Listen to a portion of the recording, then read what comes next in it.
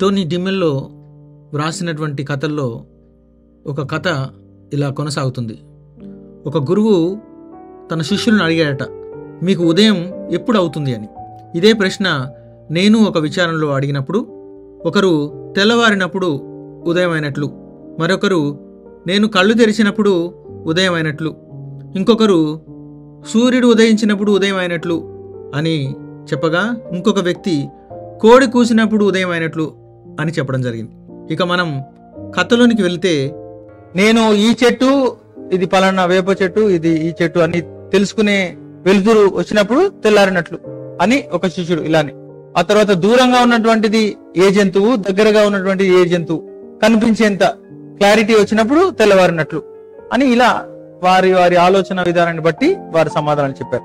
నా తోటి వారు దేవుని పోలికలో ఉన్నారు అని నేను చూసినప్పుడు అప్పుడు నాకు తెల్లారినట్టు అని ఆయన చెప్పాడు.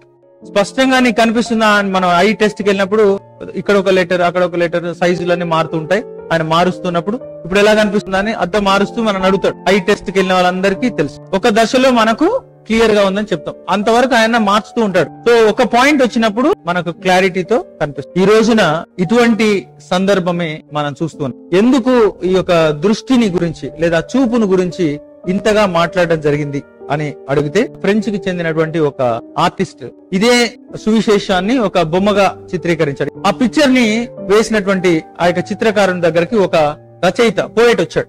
కవికి ప్రతిదీ కూడా అందంగా కనిపిస్తుంది, బురద కూడా దాంట్లో కూడా ఒక ఆలోచన కొత్తది వస్తుంది, సృజనాత్మకంగా తాను రాస్తాడు. ఈ యొక్క చిత్రకారుడు వేసినటువంటి చిత్రపటాన్ని చూసినప్పుడు వీరిద్దరి మధ్య సంభాషణ జరిగింది. అప్పుడు ఆయన ఏ విధంగా ముఖ కవలికలు, యేసు ప్రభుది, ఆ ప్రక్కన ఉన్నటువంటి ఆ యొక్క క్రౌడ్, ఆ తర్వాత ఈ యొక్క వ్యక్తి యొక్క ముఖం, ఆయన వస్త్రధారణ, వీటన్నింటి గురించి కూడా కవి మాట్లాడటం మొదలు పెట్టాడు. చిత్రకారుడు వేసినప్పుడు తనలో కూడా కొన్ని రకాలైనటువంటి భావాలు ఉంటాయి తప్పకుండా. అలానే ఈ యొక్క కవి కూడా చూసినప్పుడు తనకు కూడా రకరకాలైన ఆలోచనలు వస్తాయి. అందరూ మామూలు విషయాలే చూస్తారు. అదే చంద్రుడిని, అదే సూర్యుని, అదే భూమిని, అదే కొండలను అందరం చూస్తున్నాం, కానీ కవి చూసే విధానం కానీ చిత్రకారుడు చూసే విధానం కానీ కొంచెం వేరుగా ఉంటుంది. అలానే వీరిద్దరు కళను పోషించేటటువంటి ఈ యొక్క పోషకులు ఇద్దరు మాట్లాడుతున్నప్పుడు వారి మధ్య ఇవన్నీ కూడా జరిగాయి. ఆయన కూడా గాయాలతో, ఎందుకు ఆయన కన్ను చూపు లేదు కాబట్టి పడవచ్చు, వస్త్రాలు నీట్ గా ఉన్నాయో లేదో తనకు తెలియదు, వీటన్నింటి గురించి మాట్లాడినప్పుడు చిత్రకారుడు కవిని మరొక ప్రశ్న వేశారట. ఆ కూర్చున్న దగ్గర ఒక కర్ర పడేసింది కదా, దాన్ని చూసి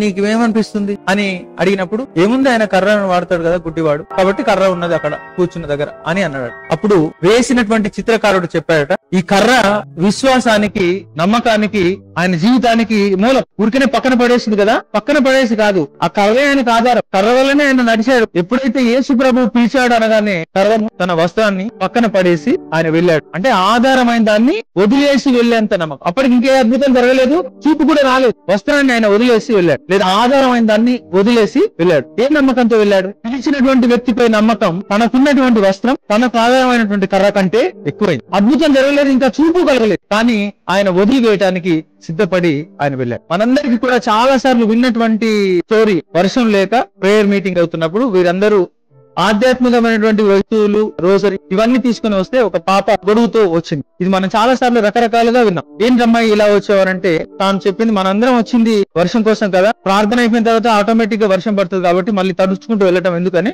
గొడుగు తీసుకొని వచ్చాను. ఏం జరగలేదు, కానీ దేవుని గనుక నేను అడిగితే జరుగుతుంది అన్న నమ్మకం వల్ల వెళ్ళేటప్పుడు తడుస్తాను అని వర్షం కోసం జరగబోయే ప్రార్థన కూటమికి గొడుగుతో వచ్చినటువంటి చిన్న పాప. మనం ఏం నమ్ముతున్నామో, నాకున్నటువంటి ఆస్తి కావచ్చు, అధికారం కావచ్చు, హోదా కావచ్చు, వీటిని కూడా పక్కన పెట్టి నేను దేవుని దగ్గరకు వచ్చి ప్రార్థించే విశ్వాసం నాకుందా? అవి లేనందువల్ల మనందరం అందులం లేదా గుడ్డివారు. ఈ రోజు భర్తమై ఎందుకు ఇంతగా ఎంతో మంది గుడ్డివారిని ఆయన స్వస్థతనిచ్చాడు. ఈ యొక్క వ్యక్తిని పేరుతో సహా ఎందుకు సువిశేషంలో ప్రస్తావించబడింది? మనందరం అనుకుంటాం, కొన్ని సందర్భాల్లో మనం జీవితం గురించి తెలుసుకుంటామని. అమెరికాలోని ప్రఖ్యాత అసోసియేషన్ ప్రెస్ అధినేత అండర్సన్ తన వద్ద ఉన్న సమాచారం కొరకు లెబనాన్ చేత ఖైదీగా కళ్లకు గంతలు కట్టబడి తీసుకెళ్లబడ్డాడు. రకరకాలుగా చిత్రవద చేశారు. ఎన్ని విధాలుగా ఆయనను ఫిజికల్ గా, మెంటల్ గా, సైకలాజికల్ గా అన్ని విధాలుగా ఆయన క్రూరంగా హింసించినప్పుడు ఆయనలో యాక్చువల్ గా ఇవన్నీ ఆయన రివీల్ చేయాలి, చెప్పాలి, కానీ చెప్పకుండా అలానే ఉండటం ఒక ఎత్తు అయితే, తనలో ఒక రకమైనటువంటి మార్పు కలిగింది. తన ఆలోచన విధానంలో మార్పు కలిగింది. ఆయన లౌకిక విషయాలపై, అందరి విషయాలపై గూఢాచార్యంతో సహా, తనకున్నటువంటి తెలివితో సహా అందరి విషయాలు రాబట్టాలా అనేటటువంటి ఆలోచన ఉన్న వ్యక్తి అలా టార్చర్ చేయబడిన తర్వాత తనలో కలిగిన మార్పు, తనను తెలుసుకోవాలి, తనలో ఉన్న దైవాన్ని తెలుసుకోవాలనే ఆలోచన తనకు కలిగింది. అప్పటి వరకు అందరి గురించి తెలుసుకోవాలి అనుకున్నటువంటి వ్యక్తి తనలో ఉన్నటువంటి దైవాన్ని, తనలో ఉన్నటువంటి లోపాలను తెలుసుకోవాలని కలిగినటువంటి మార్పు. అక్కడ ఫాదర్ లారెన్స్ జెన్కో అనేటటువంటి గురువు తనను మరింతగా ఎంకరేజ్ చేయటం, విశ్వాసంలో ఆయన ఎదగటం జరిగింది. మనకు ఇబ్బందులుగా ఉన్నప్పుడు ఆ ఇబ్బంది నుంచి బయటపడితే చాలు అనే ఆలోచన ఒక ఎత్తు అయితే, ఆ యొక్క ఇబ్బంది నుంచి బయటపడిన తర్వాత మనం ఎలా ఉన్నాం, ఇబ్బందితో ఉన్నప్పుడు మనం దేవుని దగ్గరకు వచ్చి చాలా కన్నీటి ప్రార్థన చేస్తాం. ఆ యొక్క ఇబ్బందిని మనం దాటిన తర్వాత తిరిగి అంతే ఆర్తితో, అంతే ధ్యాసతో, అంతే పట్టుదలతో మళ్ళీ ప్రార్థన చేస్తామా? దేవుని దగ్గరకు అంతే సీరియస్నెస్ తో వస్తామా? ఈ రోజు ఈ భర్తమయ్యి దృష్టి కలిగిన తర్వాత థ్యాంక్ యూ అని చెప్పి పోలేదు, ప్రభుని అనుసరించాడు. నీకు మేలును కలిగిన తర్వాత నీవు ప్రభుని అనుసరిస్తున్నావా, లేక ఈ యొక్క ఇబ్బంది దాటిపోయింది అమ్మయ్య అనుకుంటూ మళ్ళీ నీ యొక్క సాధారణ జీవితం గమనిస్తున్నా? లేకుంటే ఇవే ఆశలు